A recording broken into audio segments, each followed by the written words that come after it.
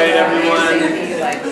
Hey, how are you? So, welcome to what I think is a very exciting thing, which is the inaugural forum of the Education and Power series.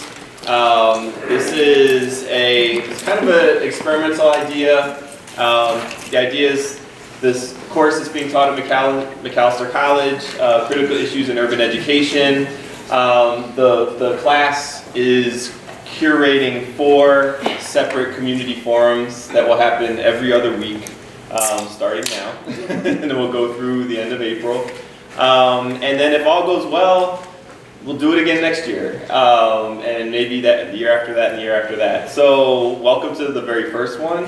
Obviously, there's quite a lot going on in the world with regard to, you know, the strike happening in St. Paul, but then also all of the public health concerns. So thank you for taking the time out and being here. And also, I just want to thank Peter Ratcliffe and Clarence and the folks here at the Eastside Freedom Library. It's always amazing to partner with the library. Peter, I don't know if you want to say anything real quick about. It's good to see you again so quickly and to see you over here. We do have a guest book, and I encourage you to sign the guest book and give us your email, and you will get email newsletters about what's going on here. We've had a really tough day because we made some decisions today about canceling some events in light of what's going on in the world, and that foreign virus that's crept into the United States got under the wall or around the wall or over the wall. So, but we've had to cancel some things the first time. It's really hard to shift from working really hard to build events to deciding to cancel some and then trying to reach people and let them know. But there will be life after the coronavirus, and there will be a lot going on. And I'm always on the prowl for interns and help. There's a lot going on here. And we're just so glad to have you guys here. Awesome. This is also an event that's sponsored by the Kofi Annan Institute for Global Citizenship at Macalester. And so definitely are highly appreciative of the IGC. So without further ado, I'm going to turn it over to the group of students that's curating this first event.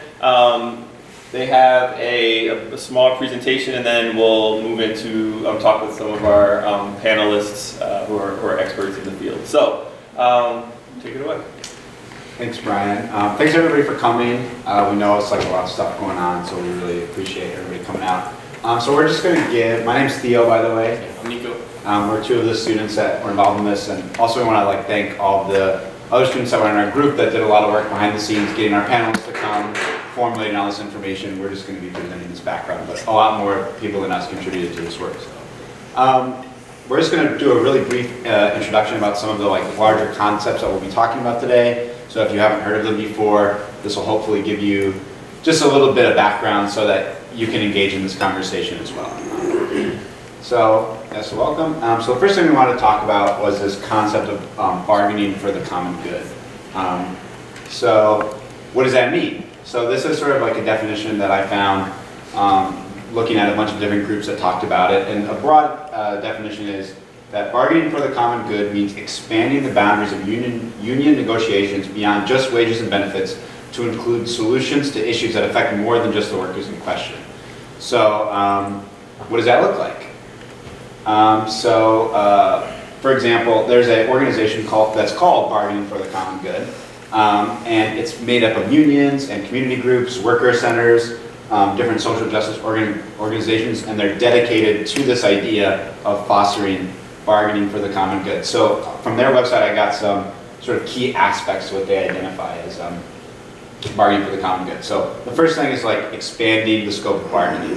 So instead of sitting down at the table and just saying, wages and benefits, it's broadening that conversation. And so for schools, for example, it's broadening it to class sizes, to support staff, to support for low-income students, to all kinds of different issues.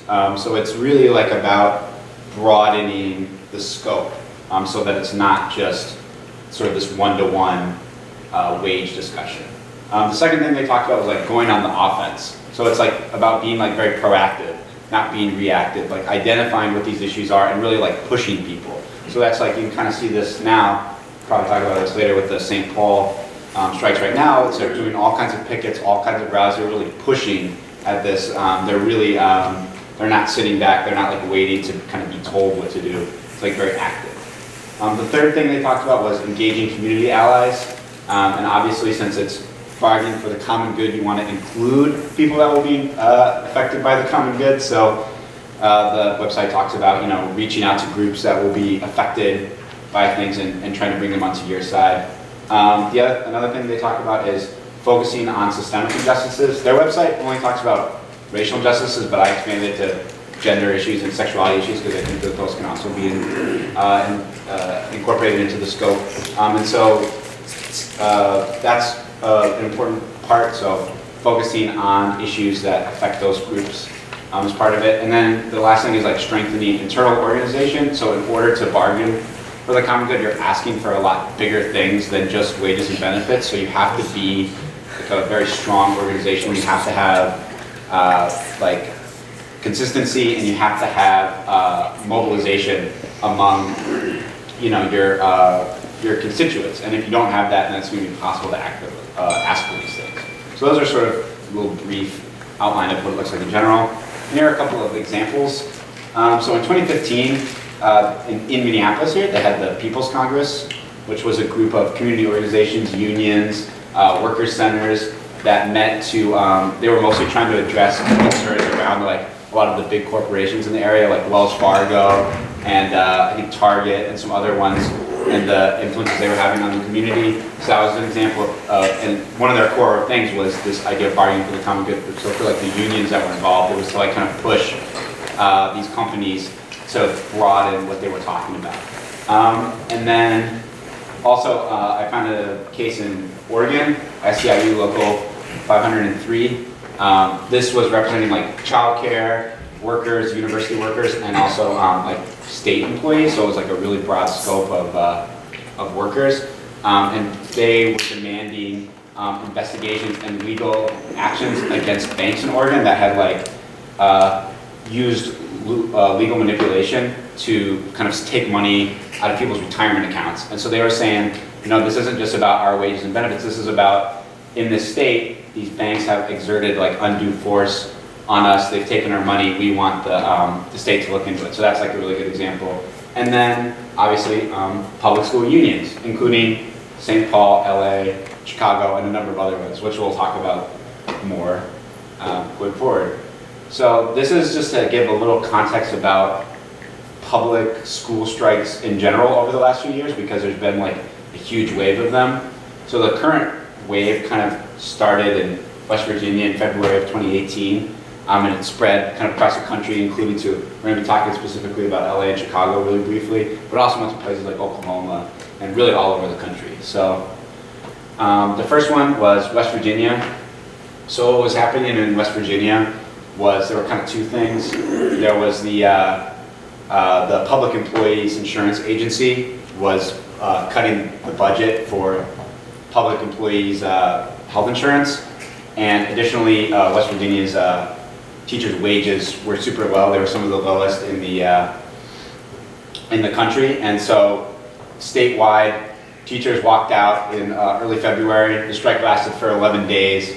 And eventually the teachers were able to win not just wage increases for themselves, but also a freeze to cuts for that public health insurance, which wasn't just impacting them, but it was also impacting every public employee. I think around like 10% of West Virginians got their health insurance through that public insurance. So this was like a really good example of how the teachers were negotiating not just for the relationship between the teachers and the state, but also for all public employees. And that's one of the reasons why these strikes were so successful, is because they were able to effectively sort of expand who would benefit, and then more people would support them. And after that, LA kind of followed suit from West Virginia. So teachers were, again, they were pushing for teacher raises, but they were also pushing for smaller class sizes, more nurses in schools, more counselors, trying to kind of fix the way that that schools were interacting with their kids. And they really framed it around helping kids, not helping teachers as much. And then the last one, briefly, Chicago. And they had been engaged in like a lot of union battles over the years, and they were mostly limited to like wages and benefits. But then West Virginia, LA, these other strikes start happening, and they kind of follow in that wave, and they push for things, and they get reduced class sizes, nurses in every school, as well as housing support for like low-income students in schools. And they also have like an alliance with SEIU to really get this done. So that's just like a little bit of background and context on what this looks like. And now Nico is going to talk a little bit about St. Paul Federation of Educators.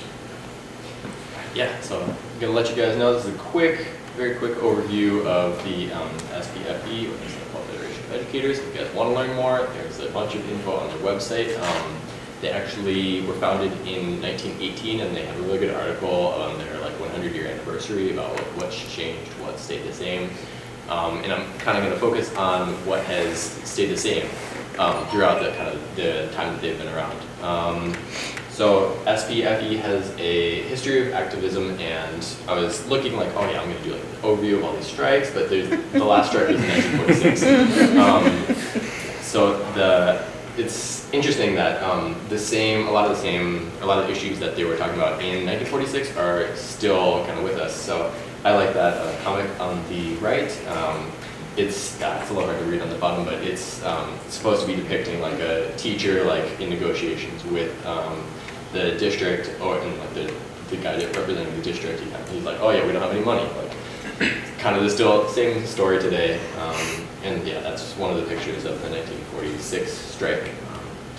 Yeah, and the issues for the 1946 strike were insufficient funding, and that kind of led St. Paul to lag behind cities of comparable sizes in terms of per pupil spending and teacher salaries. And kind of where we are at today.